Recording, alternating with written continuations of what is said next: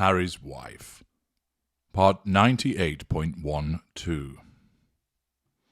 United Nations Speech, Grip of Doom. Video analysis. Hello, I'm H.G. Tudor. Well, the Prince of Pink Pancakes was ushered and controlled into the United Nations by his handler yesterday, and provided us with rich pickings with regard to the content of the speech, his wife's impact upon him, both in terms of what he said, and also the things that he spoke about, and how he appeared generally. Furthermore, their arrival provided us with video analysis, the reactions of people to it provided us with opportunity to explain more about why the reactions of people are so important to a narcissist, and also those that are viewed as an extension of the narcissist. There was also a piece of footage that has emerged showing Harry's wife sat side by side with Harry, which provides us with another opportunity to make a determination about her body language, viewed through the prism of narcissism to help you understand precisely why she's doing what she's doing, and to enable you to understand precisely why Harry appears in the way that he does. It's an interesting piece of footage. It's not particularly long, and it's taken from the Seaton area, which I suspect may have been prior to when he was due to speak. Nevertheless, I'm going to play the footage to you twice so that you can watch it, examine it, and determine what you think is happening vis-a-vis the narcissistic dynamic. I will then, of course, take you through it so that you can see whether you were correct and to extend your learning and understanding. Here comes the footage.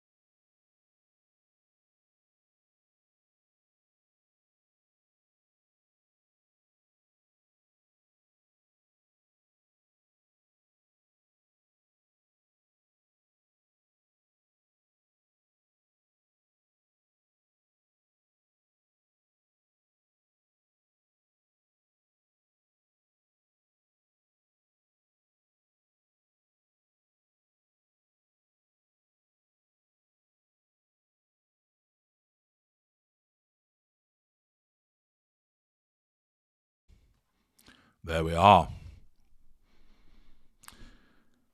Footage taken directly opposite them. No sound available, but not necessary for us to undertake the interpretation. What do you think's going on? What do you think she's doing? And what do you think's happening with Prince Harry? Now let me take you through the footage and provide you with my observations. So we can see Harry's wife seated with Prince Harry and, of course, the gentleman that looks a little bit bored on Harry's left. And what's immediately apparent, of course, is the manner in which Harry's wife has hold of his arm. Is it the case that he's being presented, perhaps, for a blood transfusion? Don't worry, I'll hold you when they stick the needle in. Honestly, it's not going to hurt. Or is it the case that she's about to ensure that he presents something using that arm? It's a very unusual grip, but we know it, of course, as the grip of doom. We saw it during the engagement interview, and we've seen it in parts passimal. So it's very awkward for the way that Harry is sat. It's not particularly comfortable at all, and you can see from his response he's not comfortable. He has a stiff neck, he looks to be clenching his jaw, he's looking around nervously, and his hand is clenched on the other side, as she, of course, maintains this iron-like grip upon him, using her left hand across his forearm and a right hand to hold his hand. It doesn't look loving at all. In fact, it looks like somebody that is being led into the dock for final sentencing. Take him down. And of course, what's actually going on? Well, the fact is that she needs to assert control over him. And she does so, again, physically, gripping his hand and also holding his arm in a natural position in order to assert control. This is because she has no actual emotional empathy.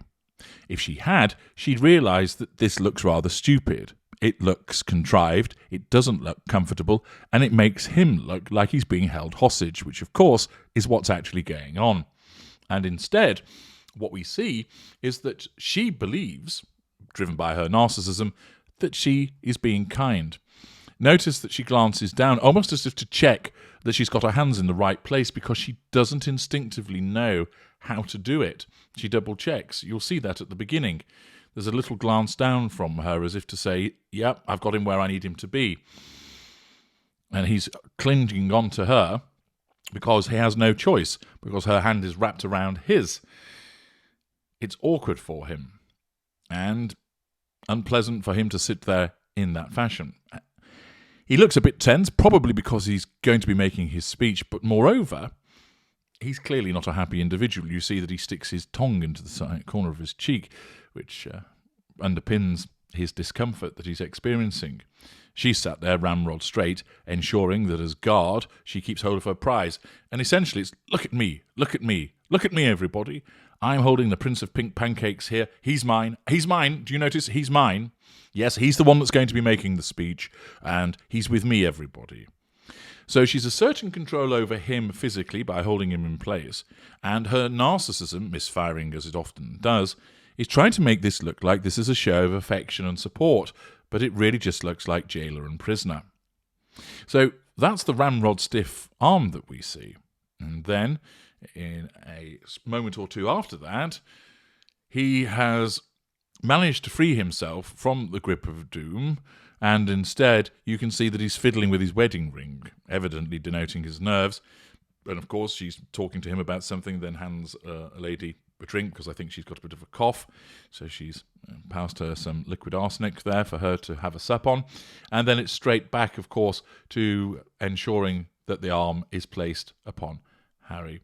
She kind of reaches for him when she hands the bottle across, the arm slides down. The hand slides down as if she's reaching for his, but he's not forthcoming. This time he's not giving it across, probably because he wants the feeling to return to his hand, and instead she then sits rubbing his arm, again as if in a supportive fashion, almost as if she's soothing a big baby, which in a way, of course, I suppose she is. But it's demonstrative of her control over, and remember that because we understand this through the lens of her narcissism, those who don't understand will think, no, she's just being affectionate. No, she's just being kind. She's being caring. She's supporting him. Actually, what she's doing is she's controlling him and portraying a facade to anybody who's watching that she cares about him. She doesn't. It's all about her. Because she has no emotional empathy, she can't possibly care for him. But she's led to believe that she does by her narcissism, because it compels her to think and feel in a particular way in order to cause her to assert control over him. And thus, he sits there, uncomfortable, unhappy, nervous, not enjoying himself at all. But notice that she's fairly composed, that it's a situation that she's quite comfortable with, because it's all about her, that she's going to be drinking in the fuel. In actual fact, she doesn't have to go and make the speech, yet still get the benefits of, I've explained in parts passim. So we see repeatedly here that she's trying to assert control over him physically, placing two hands upon him in an unnatural gesture. He then eventually manages to pull away.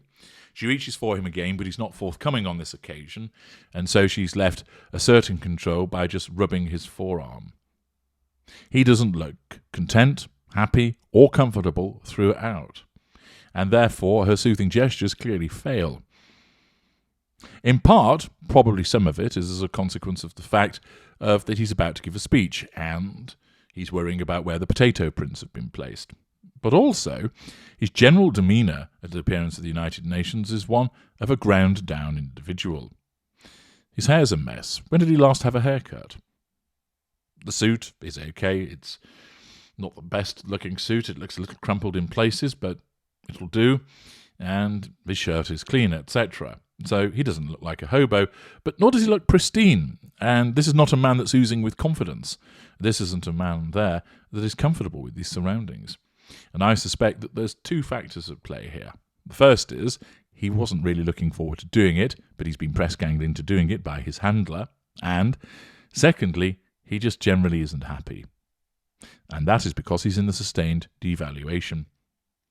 And he's being repeatedly controlled, puppeted, told to do this, told to be there, do this, do that, all part of the control that's asserted over him. And he's lost. He doesn't know where to turn. He has no support networks, no friends, no family with him. He is completely beholden to his handler. She, on the other hand, on this occasion, looks pretty comfortable, well-fueled, in control of the situation, demonstrating her supposed empathic side by supporting him, by giving the lady behind some water, by then giving the soothing gestures to Harry's arm. But it demonstrates once again her need to assert control over him physically through the grip of doom. And the way that she does so is both incongruous, uncomfortable looking, and fake. I'm H.G. Tudor. Thank you for listening.